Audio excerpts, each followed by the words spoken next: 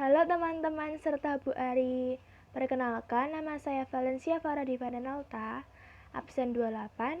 Saya di sini perwakilan dari kelompok 7 yang beranggotakan Rimbawan Maestro Alam absen 25, Salsa Risa Sevia Aurelia absen 26, Sri Lestari absen 27, dan saya sendiri Valencia Faradi Vanenalta absen 28.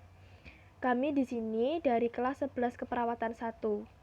Dan saya di sini akan mempresentasikan tentang peralatan semi kritis. Pengertian.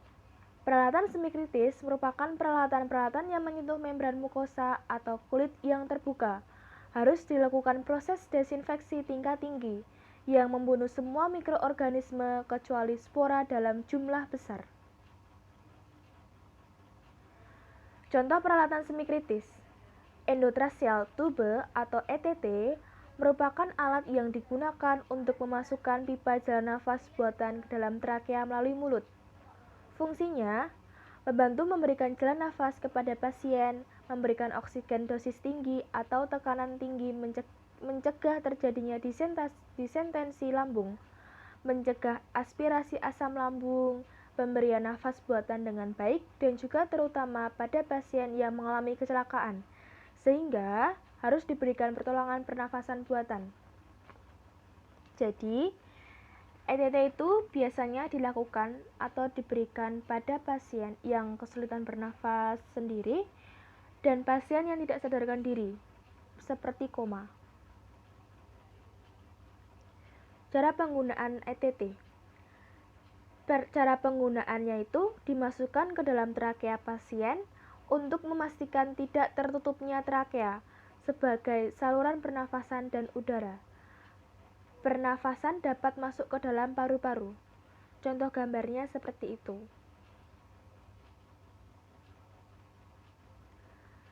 Yang kedua, endoskopi. Endoskopi merupakan alat berbentuk selang tipis dengan kamera dan lampu di ujungnya. Kamera ini terhubung dengan layar monitor sehingga kondisi organ bagian dalam dapat diamati.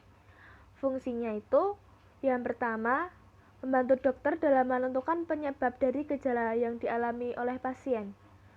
Yang kedua, biopsi, yaitu mengambil sampel jaringan untuk dibawa ke laboratorium dan diberikan lebih lanjut.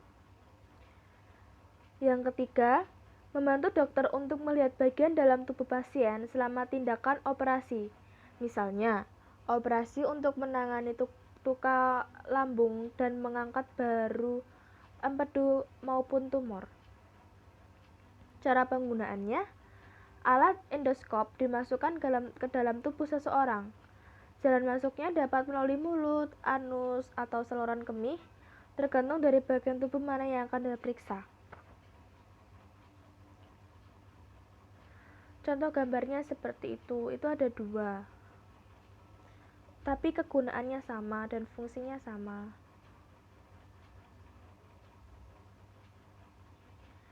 Yang ketiga, handscoon. Handscoon adalah sarung tangan yang biasa dipakai oleh tenaga medis agar terhindar dari droplet pasien. Fungsinya dan tujuan penggunaan handscoon adalah untuk mencegah terjadinya infeksi silang serta mencegah terjadinya penularan kuman. Jadi kalau kita pakai handscoon itu untuk mencegah penularan atau penyakit yang sedang kita tangani kepada pasien. Jadi mengurangi sedikit kayak kita biar melindungi diri kita juga dan untuk melindungi pasien. Cara penggunaannya, sebelum penggunaan handscoon kita lebih dulu lepaskan semua perhiasan atau aksesoris yang ada di tangan kita, seperti jam tangan, cincin, dan sebagainya. Kemudian, lengan pakaian panjang ditarik ke atas. Setelah itu kita cuci tangan dengan air mengalir yang bersih. Memakai sabun cair bisa, juga sabun batangan juga bisa. Kemudian tangan kita dilap menggunakan handuk yang bersih, boleh tisu. Setelah itu handscoon siap dipakai. Contoh gambarnya seperti itu alatnya nggak semua biru ya, ada yang putih juga. Yang keempat, nasogastrik tube. Nasogastrik tube adalah proses medis yang melibatkan penyisipan tabung plastik melalui hidung, melewati tenggorokan dan turun ke perut. Intubasi orogastrik adalah proses yang serupa yang melibatkan penyisipan tabung plastik melalui mulut. Fungsinya digunakan untuk memberikan nutrisi dan obat-obatan kepada seseorang yang tidak mampu untuk mengkonsumsi makanan dan cairan serta obat-obatan secara oral. Biasanya nasogastrik tube itu digunakan pada bayi prematur juga bisa, dan pada pasien yang sedang koma. Nasogastrik tube itu tidak hanya berfungsi untuk pemberian makanan dan obat-obatan saja, namun juga bisa untuk digunakan mengeluarkan gas atau cairan dari lambung.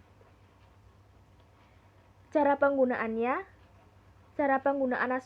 nasogastrik tube itu, masukkan tabung plastik tipis melalui lubang hidung, kemudian turun ke kerongkongan dan berujung di dalam lambung. Contoh gambarnya seperti itu. Sekian dari saya. Jika ada salah perkataan yang kurang berkenan di hati, saya minta maaf. Semoga materi yang saya sampaikan bisa berguna bagi kita semua. Terima kasih.